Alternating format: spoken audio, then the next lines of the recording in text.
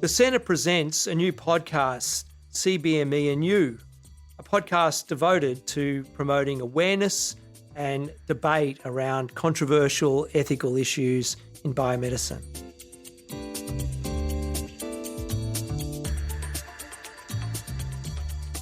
And welcome back to CB Me and You, a podcast about biomedical ethics. Today, we talk about universal health coverage. What is it? Should all nations aspire to achieve it? Or is universal health coverage a pie-in-the-sky fantasy? Joining us today is Larry Temkin, Distinguished Professor Emeritus of Philosophy at Rutgers University. Welcome, Larry. Great to be here. Thanks a lot. To get to know you a little bit better, we have 3 questions, and I know some of your answers to some of these already, but for the sake of the pod, please endure with us. First question, coffee or copy? Okay, so until I met you 10 minutes ago, I'd never heard of copy.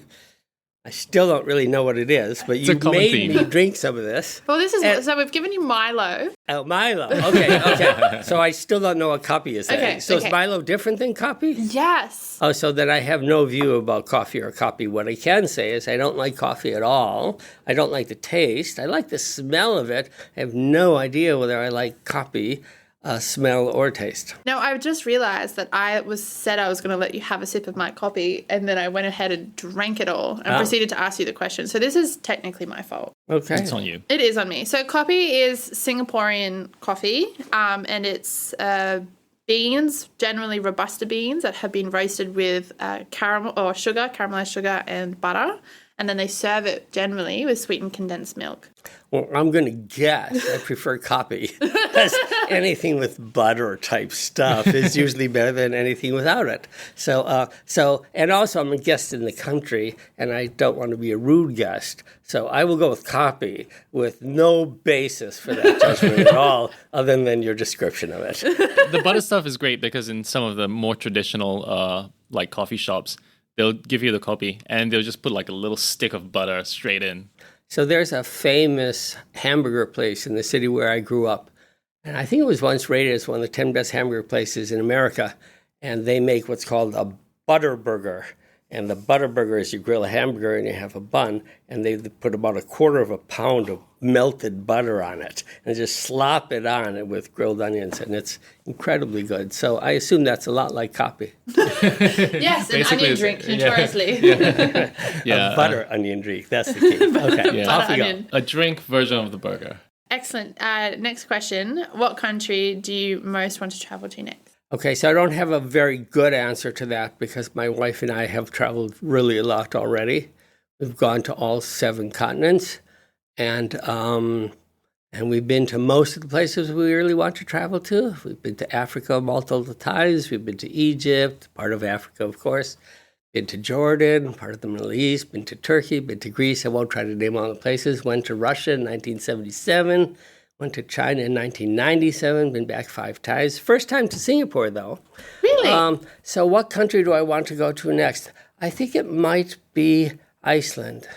We are scheduled to go to Iceland. We are on the Faroe Islands, actually, with a friend of mine. Most people have never heard of the Faroe Islands, but it's a very cool place. Haven't been to Kangaroo Island. No, I've heard of the Faroe Islands. Well, they're both great. And we were supposed to go to Iceland next, and sadly my mom passed away. So all plans had to be canceled, and we haven't yet made it back because we have COVID intervened, traveling came to a halt. But probably Iceland, possibly Iceland. We had a trip to Machu Picchu planned, and I came down with double pneumonia and had to go to the hospital, so I had to cancel the trip to Machu Picchu.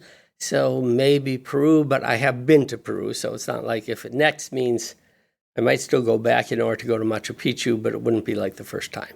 Now, you say you've been to 7 continents. Does that include Antarctica?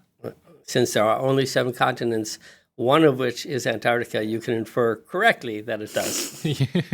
Sorry, that was such an asshole type answer.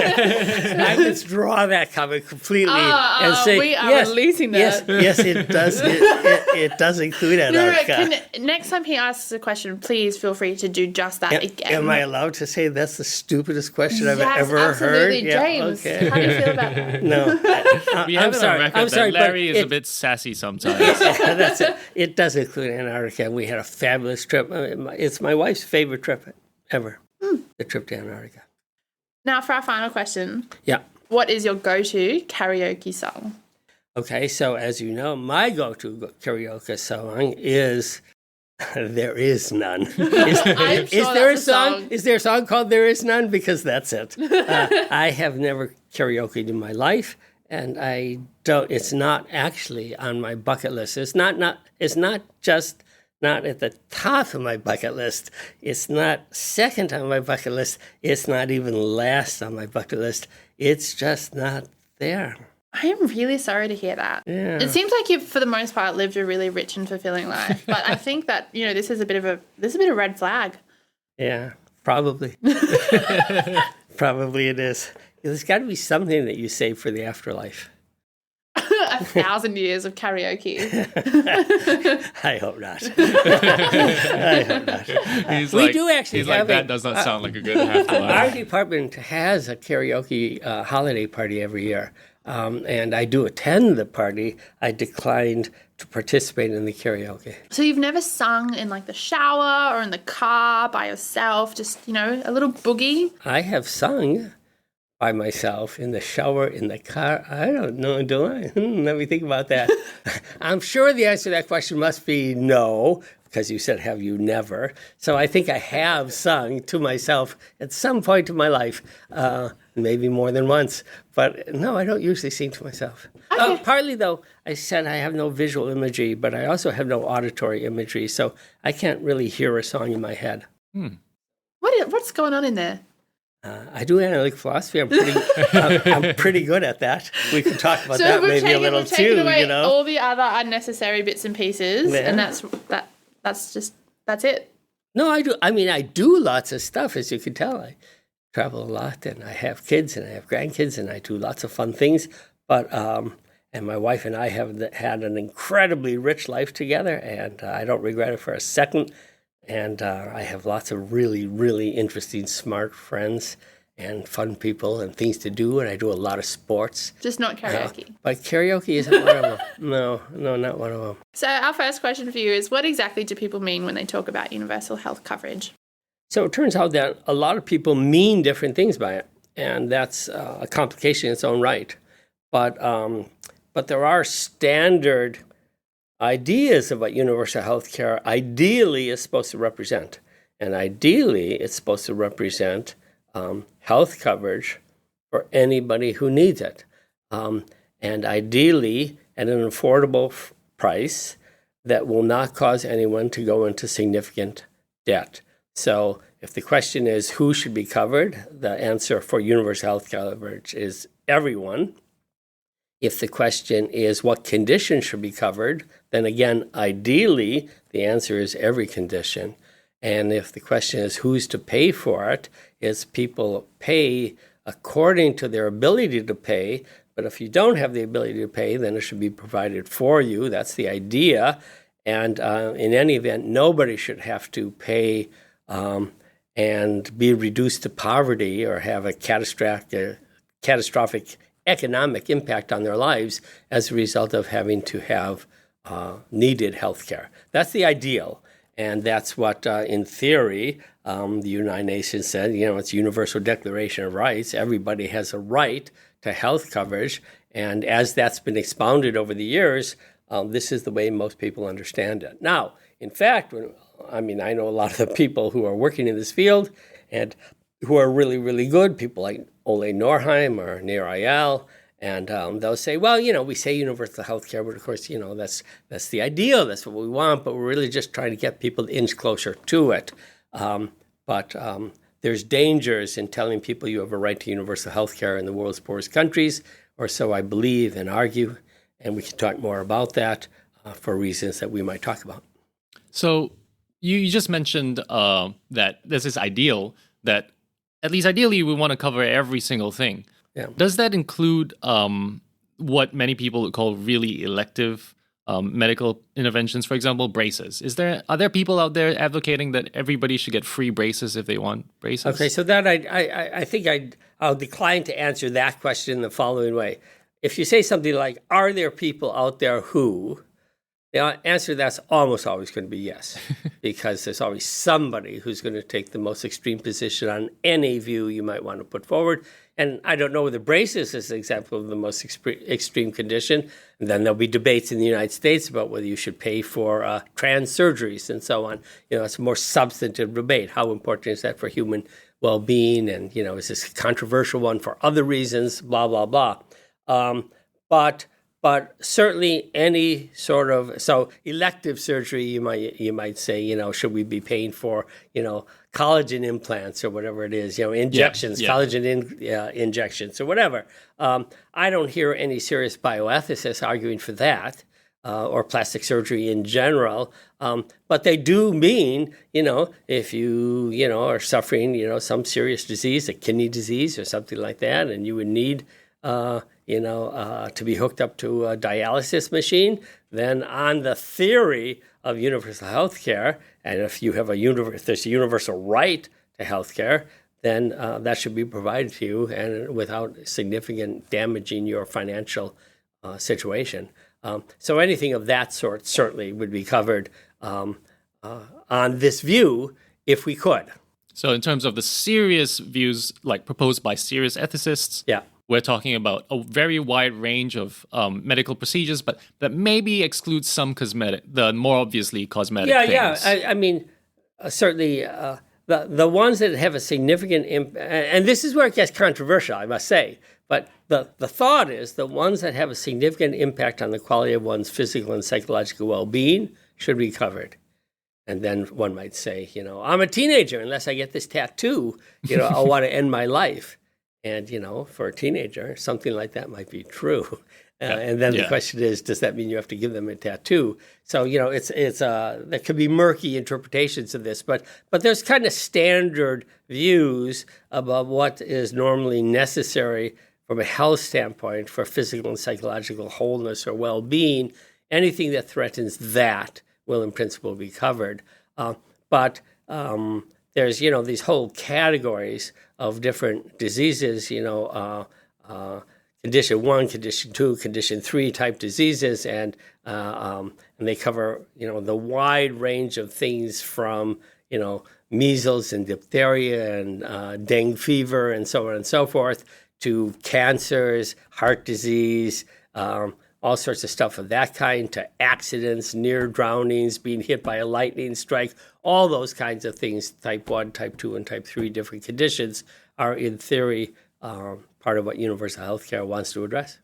One of the things you said that I hadn't quite realised about universal health coverage was that it's according to ability to pay, not a blanket coverage for all.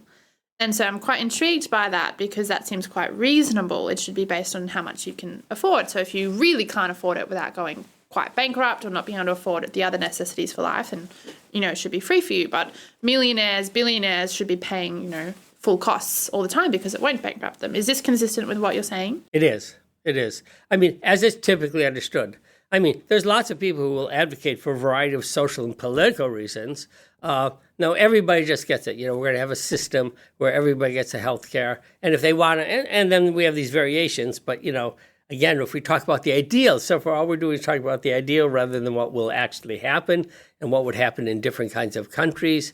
But often universal health care is a level of coverage for certain kinds of diseases, and it might be provided to everybody in the country for social and political reasons, regardless of how much money they have.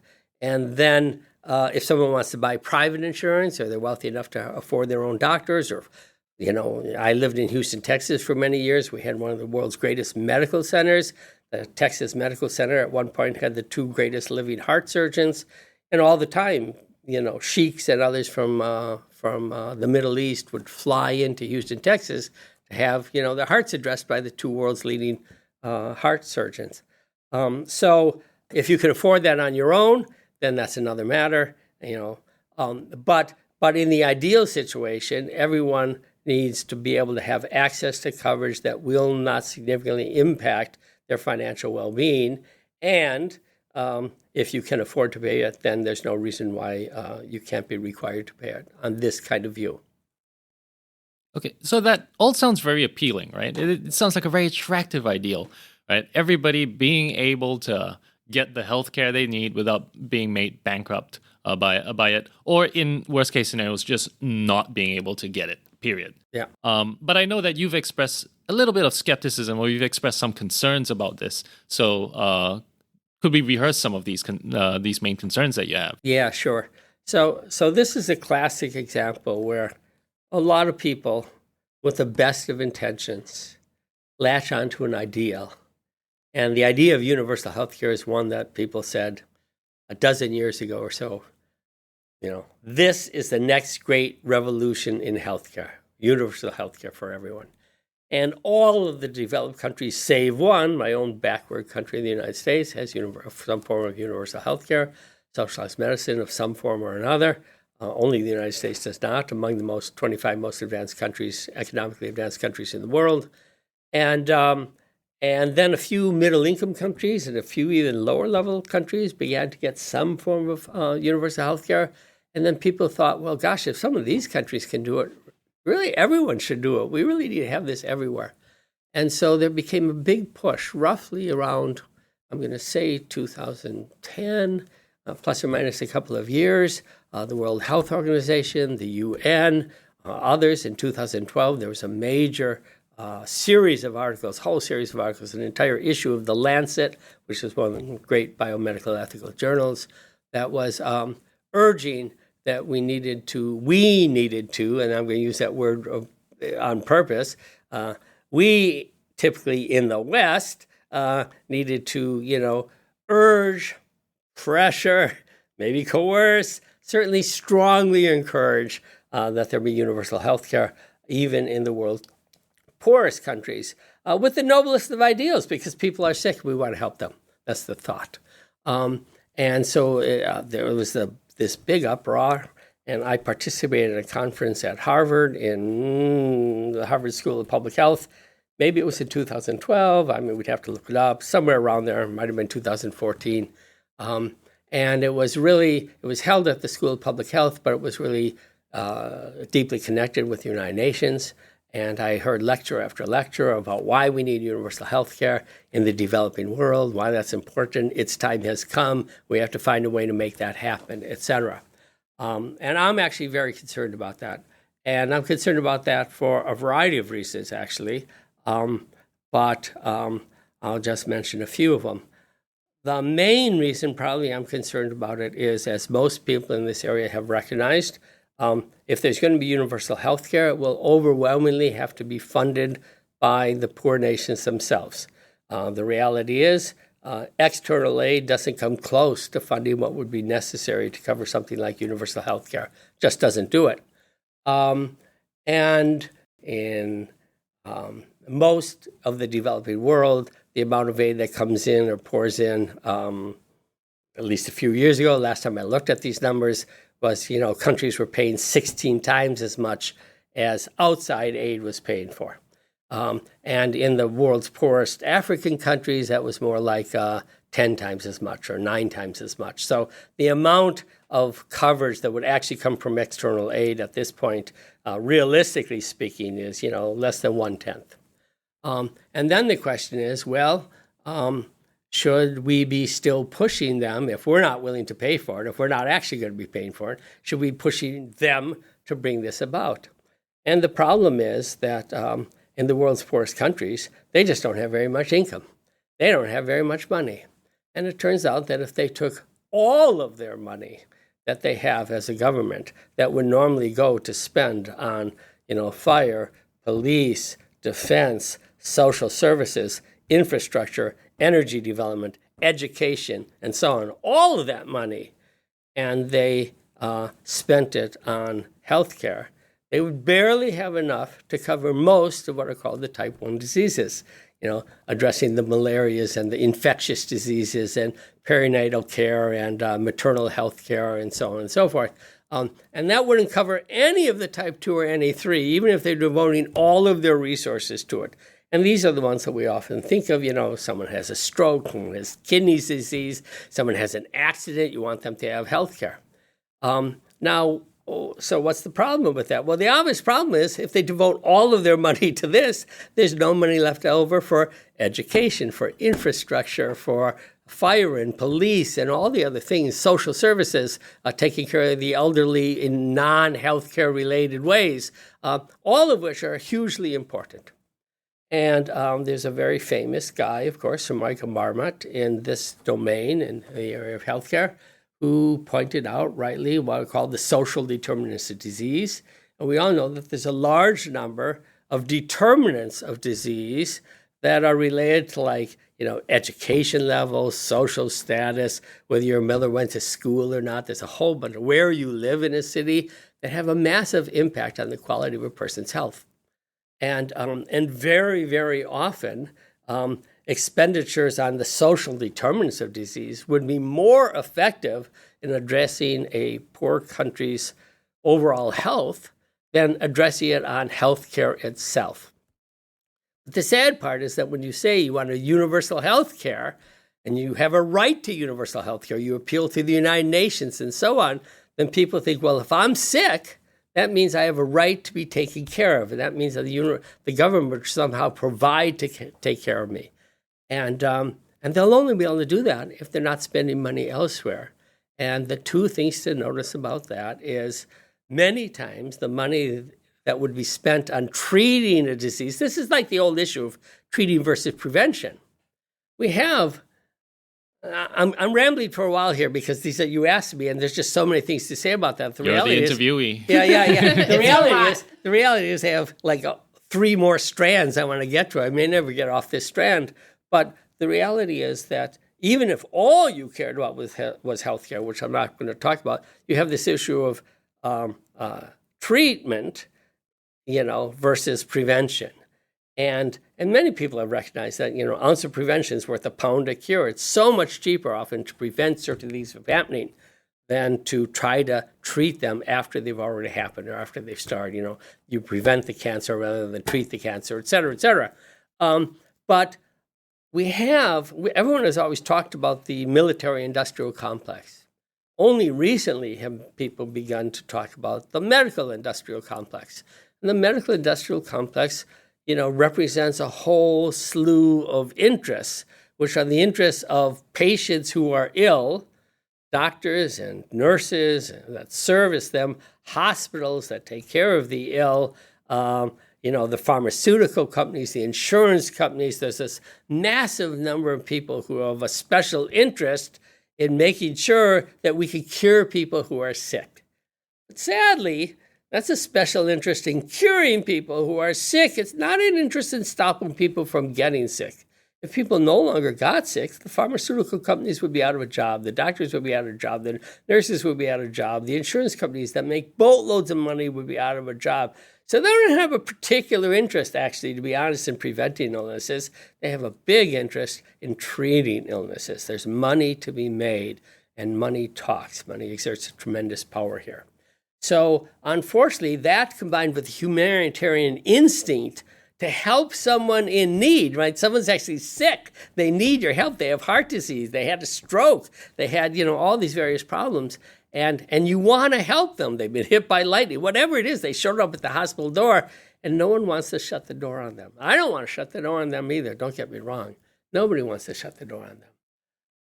But the net result is we try to help everybody who's actually ill, and that crowds out, predictably, having resources to do things like prevent people from getting ill. But that's just one small part of the problem. As I was saying, it also crowds out resources to improving housing, improving education, improving safety, all these kinds of things in the article that I sent to you guys to read in advance of this interview.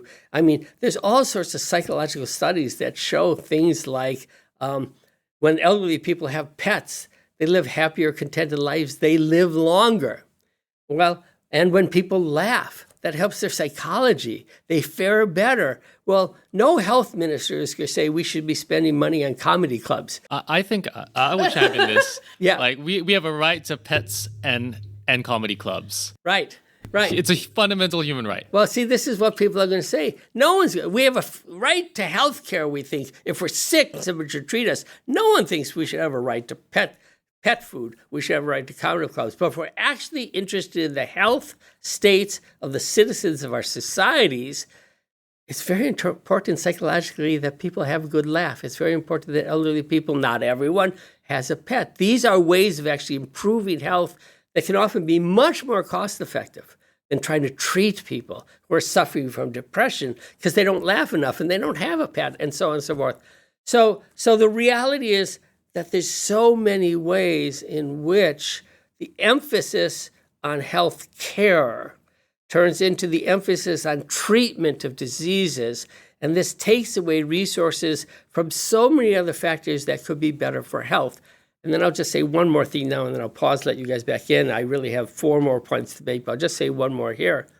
And the other thing to bear in mind is health is only one of the many things that matter for a flourishing human life. Health is important, but friendships are important. Love is important. Expanding your mind is important. There's so many things. Freedom is important. Autonomy is important. Human rights are important.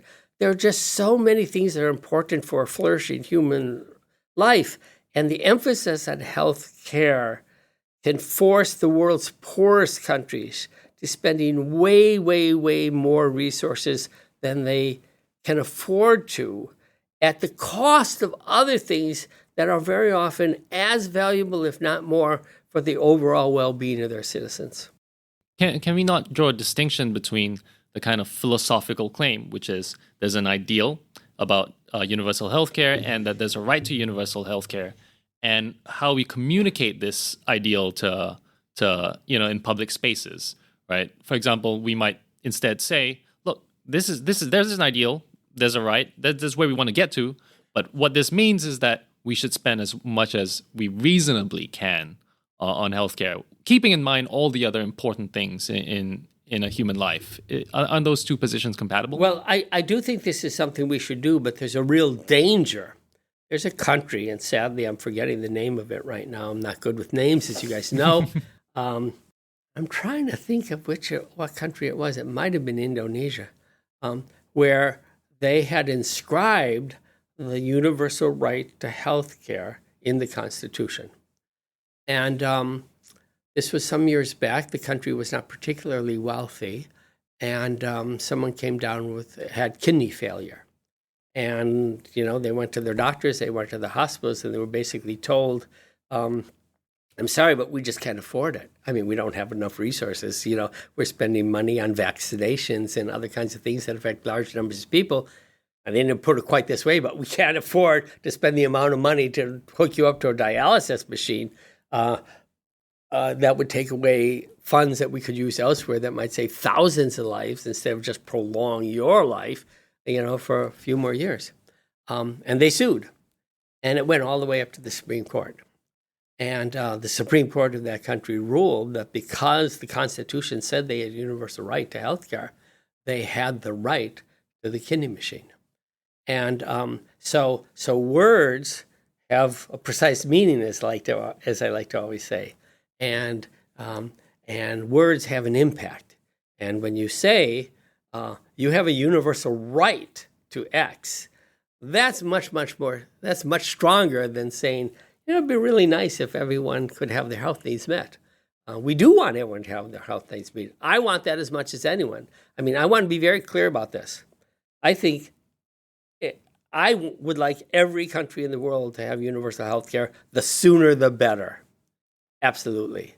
And if the rich and powerful countries of the world, there's a whole nother book of mine that we could talk about, a couple of books of mine actually, were willing to do more and could do more effectively to help the world's poorest countries so that they could provide for themselves, then far more people would be able to have access to the kind of healthcare that we would like them to have than they currently have. But for us, another thing that I object to, for us, say in the West, or the richest countries, to be telling these poor countries, there's a universal right to health care. You need to have that. You need to make that happen for your country, for us to be telling them what they should do for their citizens. I mean, that smacks to me of those old attitudes of colonialism, imperialism, we know what's best for you, paternalism. I think countries have to decide for themselves what their priorities are. And if their priorities are spending money on healthcare to a certain degree, then that's what they should decide on the basis of what's in the best interest of their citizens as they decide. It's not for us to decide for them whether it's more important to spend money on education or drilling wells or energy production or healthcare. So I think. I wanted to butt in here because I'm really intrigued by the way you talk about how, there's like love and laughing and all of these things are wonderful for human flourishing, and I completely agree with you. The problem is that I have in the past, and anyone who's been critically ill will understand this, is that when you are critically ill or just ill, down with the common cold, with the flu, you're bedridden, you do not have the agency, or you have autonomy, but you cannot exercise it, to go out and enjoy all those other values that contribute to human flourishing. And so I do think that, in a pluralistic lens of what matters in life, health is but one of things, but health is also critical often to engage and properly exercise the other values that contribute to our human flourishing. So I slightly disagree with you there about how you say, we can just equally, or we can look at health the way we look at other things like education, because if you're sick, you can't go to school. If you're sick, you can't even, sometimes, with COVID, you get brain fog, you can't even think properly. And so I do disagree with you about how health can be preconditional to exercising other goods that society or governments might want to fund. It's really a shame you missed my last lecture. I was on holiday, living my best life. It might have been mentioned. Where I gave an example of precisely this sort. You're not actually disagreeing with me. I mean, I do think that health is, in many ways, a necessary precondition for human flourishing. So we need good health. But to say it's a necessary precondition for human flourishing, there are many things that are necessary preconditions for human flourishing. I think I will push back on you a little bit on that. Clean air is a necessary. I mean, you might say clean air is more important than health, because if you don't, said clean hair. No, clean hair. I was like, just shave it off, man. I heard that for a second too. If you don't let's see where this goes. You don't have clean air, you don't have clean water, and then you don't have health. So you better address your climate before you address your health, because without that, you won't have good health. You need a good food supply. So maybe we need to be spending money on growing more crops rather than building more hospitals. Because if we don't have more crops, then you won't have the food that you need for the health. So when you say the health is a necessary precondition, there are a lot of things that are necessary preconditions that the government has to spend on, without which there's no chance of having good health. So, as I say, agriculture, climate, pollution, there's a whole bunch of things that would make a claim on us. Energy. I mean, if you don't have good energy, then your hospitals don't function. Then you can't treat the people who are in poor health. So it doesn't matter. So I think I'll stand by my claim. I mean, in the lecture I gave that you missed, I did say... You can point this out how many more times? As many as it takes to get into your thick skull. But I agree absolutely entirely that. I mean, I actually gave an example which was trivial and laughable in a way, but I had had food poisoning. I was extremely ill for 3 hours. It was just 3 hours, but during that time, all the other things that seemed to matter so much in my life. They just slip away. Didn't matter at all. Didn't matter at all. I was just so sick. I was so ill. I couldn't imagine going on that way for a week or 2 weeks or a month and so on. So I'm entirely on board that, health is hugely important. It's not all that matters. It's a big part.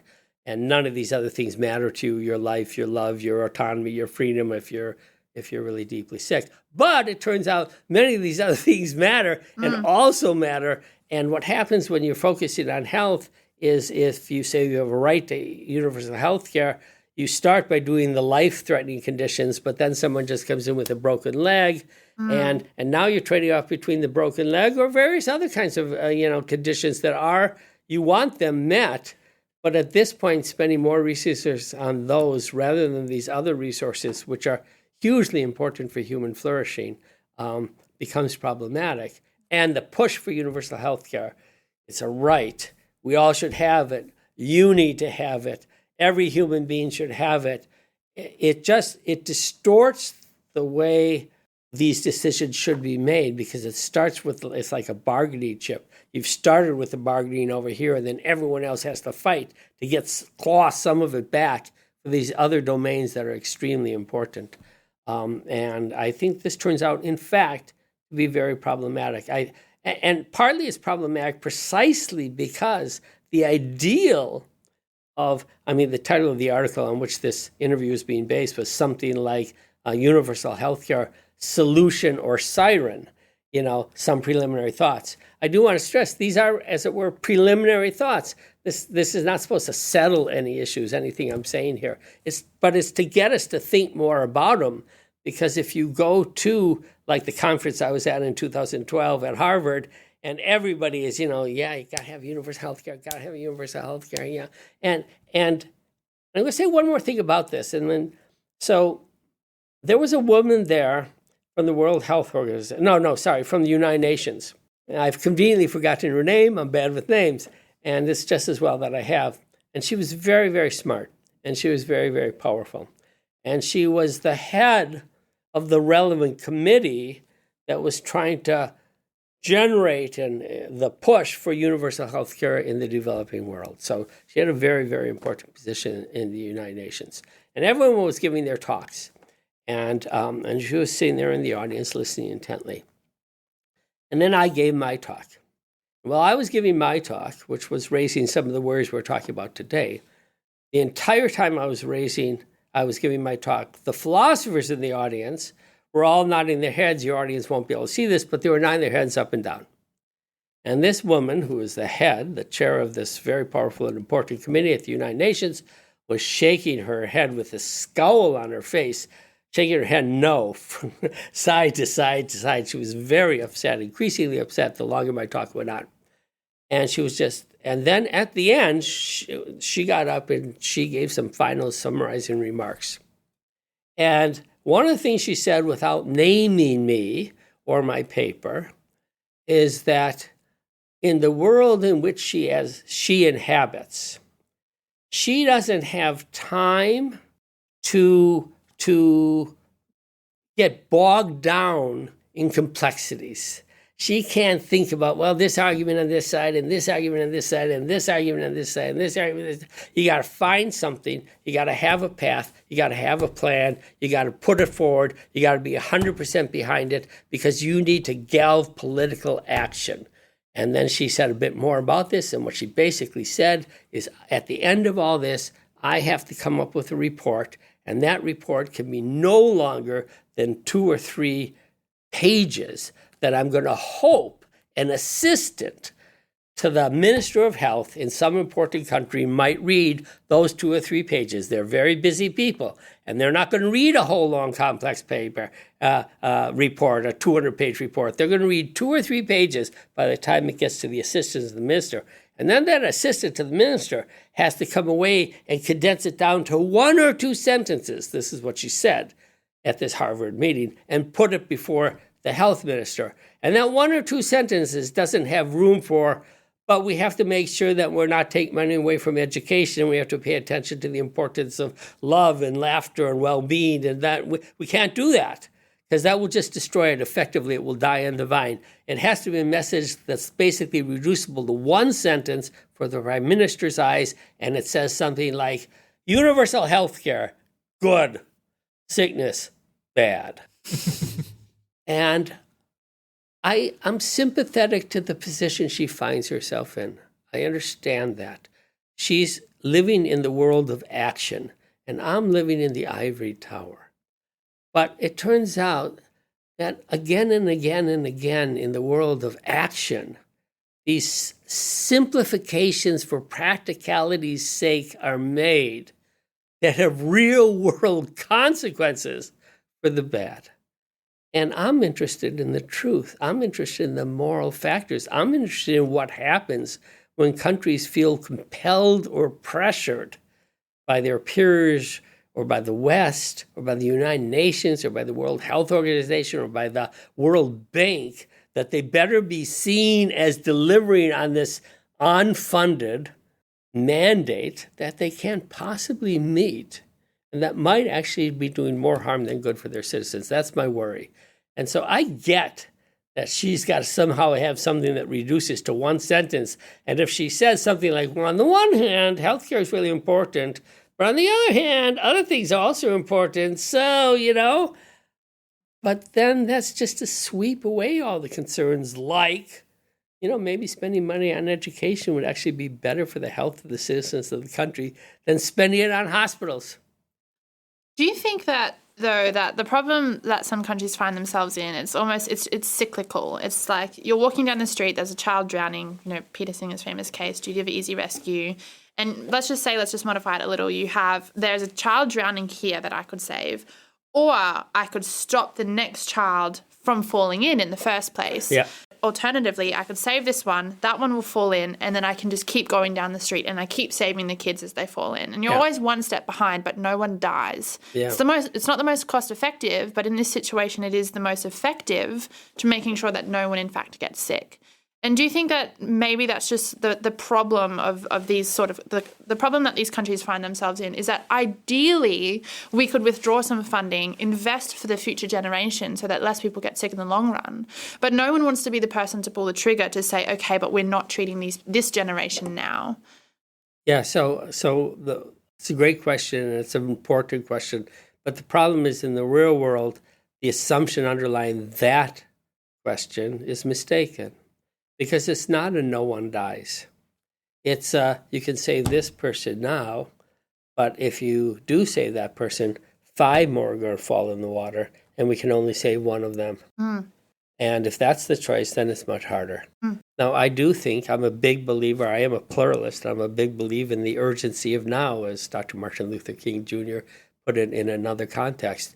And when people are suffering right now, there's a very powerful humanitarian, not just humanitarian, requirement, as it were, to do what you can for them. But that's the whole point about politics. That's the whole point about not just taking that personal, in the moment, here I am now, what do I do from here perspective. The whole point about politics and governments and world organizations like the UN and others, it's supposed to be able to step back, take the more objective perspective and ask what's best. And now when I say what's best, I don't mean just what's best to maximize the number saving of lives. I don't mean that at all, because I do care about making choices that are, as it were, morally laudable, which includes paying attention to concerns about deontic concerns, about certain duties we have, as well as caring concerns, virtue ethics concerns. It's a very complex list. It's not just do whatever maximizes good. If it was do what maximizes good, we'd start killing people and using their organs to save other people. Nobody's arguing for that. So we should just take off the table that the idea here is that we're just going to do whatever maximizes good. Nobody believes that. We have to do what maximizes the good in legitimate, morally permissible, acceptable ways as decent human beings. What does that require of us? But part of what it requires from us is making sure that we have governments and international organizations that are looking at the big picture and are bearing in mind that if you make this move here, it has consequences elsewhere in the system now and down the line. And we require that of our leaders and of our international organizations. And if they're not willing to do that because, as it were, my job at the UN or as the Minister of Health is to get as many funds as I can for health. And this is what happens. You get these little fiefdoms, you get these little domains, everybody's fighting. The energy minister wants what he needs. The infrastructure minister wants what they want. The education minister wants what they want. The health minister wants what they want. And nobody really is looking at what's best for the citizens of the country. I hate to put it that way, but I believe that's largely true. Each is looking at what can I do to maximize the resources in my domain so as to promote the goals of this domain. And those narrow goals are often in conflict with other narrow goals, which collectively leaves citizens of the world worse off than they would otherwise be. And when we're talking about the citizens of the world in the world's poorest countries, that's the last thing we want. Okay, so there's a rumor going around that I've heard that you may or may not be responsible for saving. The claim is, I believe, 800 million lives. Would you be able to speak to this rumor? I can speak to that rumor. So that's not quite right. It's not, many, many more. It is in fact 8 billion. So arguably by now, I mean, maybe it is many more by now, but it wasn't 800 million lives. So here's this is a wonderful story. So we could lengthen this interview by twice as long. But let me tell you a little bit of story, and you can cut it out if you want. So the story is this. It comes in. I'm going to tell a moderately long version of it, but not the longest version of it. The moderately long version of this is many years ago. So there was a guy named Chris Murray. So you may or may not have heard of Chris, but Chris is currently the head of the Institute for Health Metrics and Evaluations in Seattle, Washington, which is funded by the Gates Foundation. Chris Murray is the genius, really, who, when he was a young kid, invented dollies. So it was Chris Murray and his team. He was part of a team, but he was the head of it. Then invented the concept of dollies that I believe in 1996 was accepted by the World Health Organization and other universal and other major global organizations as the best way of trying to decide, where they should spend their health funding so as to do the most good in terms of promoting health. Just for the listener, if they get caught up with what I thought was you were saying dollies? Dollies, D-A-L-Y. D-A-L-Y, not D-O-L-L-I-E-S. No. Yeah, Which stands for... You came up with Barbie. Yeah. D-A-L-Y-S, disability adjusted life years. And I wasn't going to go into details. You can look it up on Wikipedia or somewhere about what that is, but it's a hugely important move in global health. And he and his team came up with it. And the World Health Organization decided to adopt his approach for thinking about how they should address world health, and they brought him to the World Health Organization. Then somewhere around the late 1990s, someone came to the view that the notion of equality was extremely important for healthcare. And that, in fact, if you had states with more equality in them, people did better in terms of health than states with less equality in them. And there seemed to be a bunch of evidence in support of that claim. So he was very interested. So up until that point, most of global health had been dominated by the economist way of thinking, and that was basically maximize expected utility. So, you kind of did a cost-benefit analysis. You could spend money on this disease or this disease. You did cost-benefit analysis, whichever one would, in this case, reduce, dollies by the greatest amount, do the most good in terms of curing illnesses. That's what you did. And that, by the way, that approach is open to the worry you raised earlier about lots and lots of small diseases versus one major disease. They would go with lots and lots of small diseases according to standard cost-benefit analysis. I think that was a mistake. But he had someone working for him at the time, a staff philosopher for the World Health Organization named Dan Wickler. And Dan Wickler was someone that I knew from the Harvard School. We had spent a year together at Harvard at something that was then called the Program in Ethics in the Professions. All right, so he asked Dan, was there anybody out there who was working on equality who could give the World Health Organization advice on how to promote equality in the distribution of health states and healthcare? And Dan Wickler said, well, there's only one person you should contact on this. It's Larry Temkin. He's the guy who wrote the book on equality, actually, and the book is called Inequality. And so I did write such a book.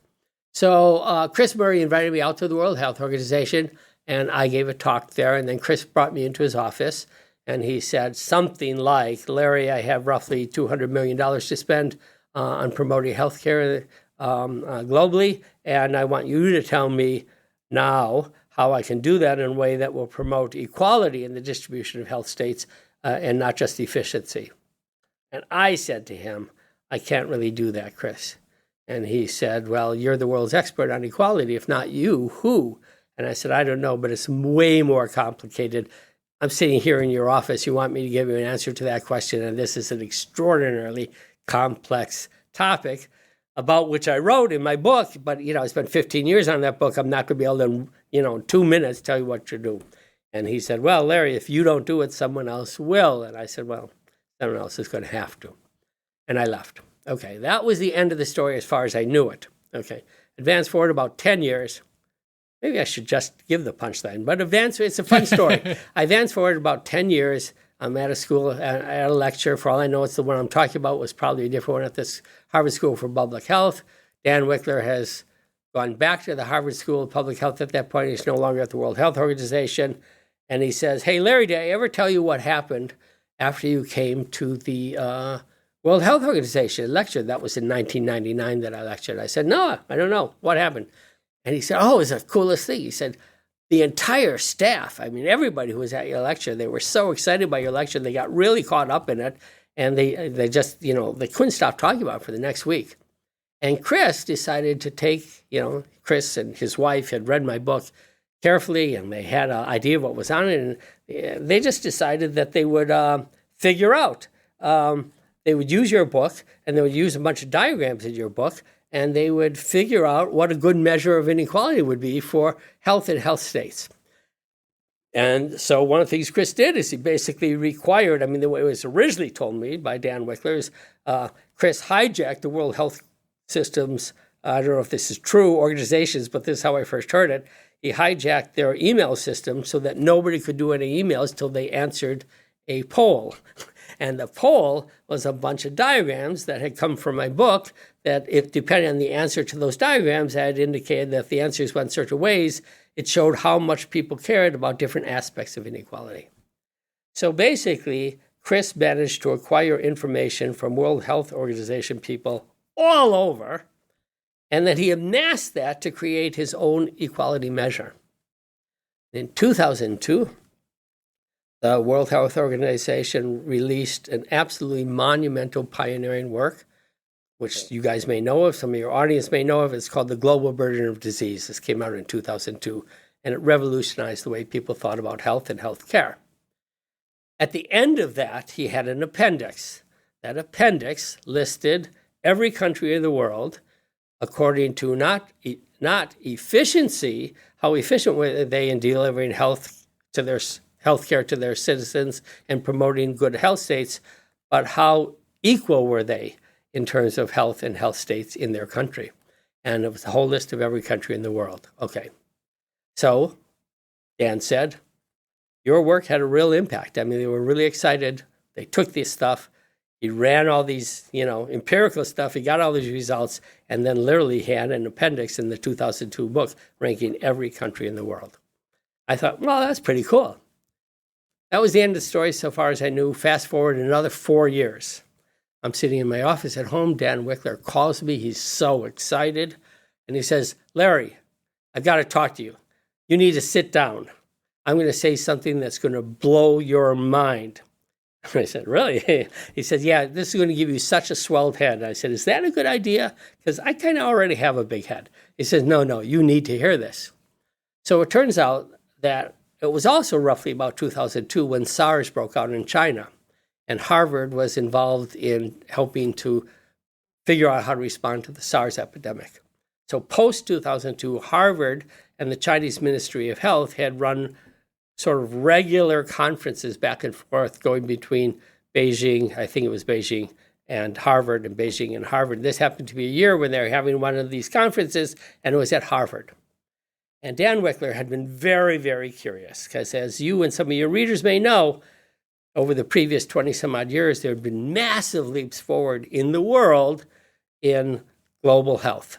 The state of the world's global health between 2002 and 2016 had massively leapt forward, primarily as a result of two main changes: progress in India and mostly progress in China. Massive improvements in China affected the entire global health. So Dan Wickler had been curious, why did the Chinese government make the changes that they did in how they delivered health care in their system that had this massive impact on health within China, but also then global health totally.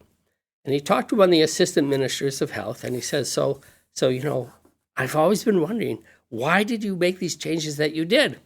And the changes, and the minister of health looked at him and said, well, it was actually very complex, and there were a whole lot of reasons. But one of the main reasons is the Chinese committee, major committee, I think it's called the Politburo, had read the 2002 global report on the global burden of disease, and they'd seen the appendix. And in the appendix, every country was listed according to how good they were in terms of health, equality of health and health care and health state. And China was rated very low on this list. And they were rated way lower than places like the United States and Great Britain. And the Politburo decided this was a disgrace. This wasn't acceptable. It would be okay to be behind the United States in, say, in steel production. It would be okay to be behind the United States in certain kind of scientific things. But they're a communist country. And the other is a capitalist country. And for a capitalist country to be better than a communist country in terms of the equality of health and health states, that was unacceptable. So they decided they had to make a difference. And up to that point, they had been mainly focused on maximizing the total amount of health care, good health results that they got from the expenditures of money.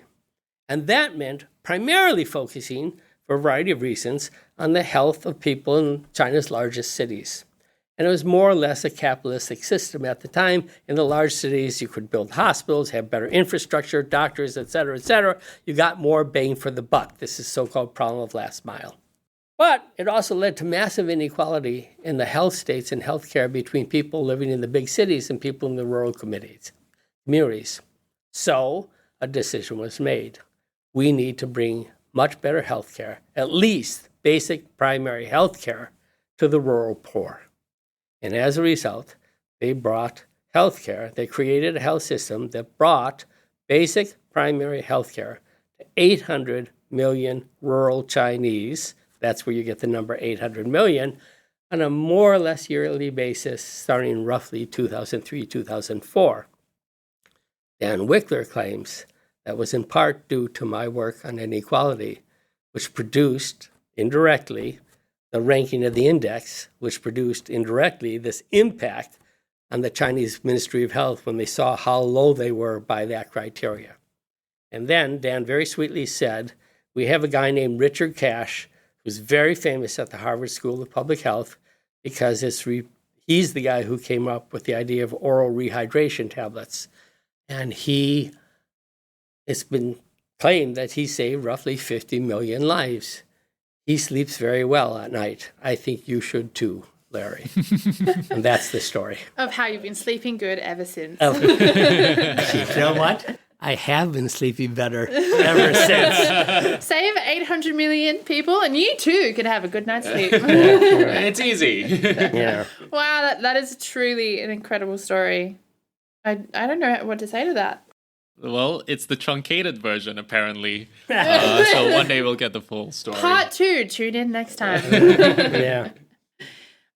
Thank you so much for that. That's incredible. I think that's a really great place to leave this podcast, and that there is some truth in the words that you're saying, that things can be better, and it's not just forcing everyone to do it the way the West wants it done.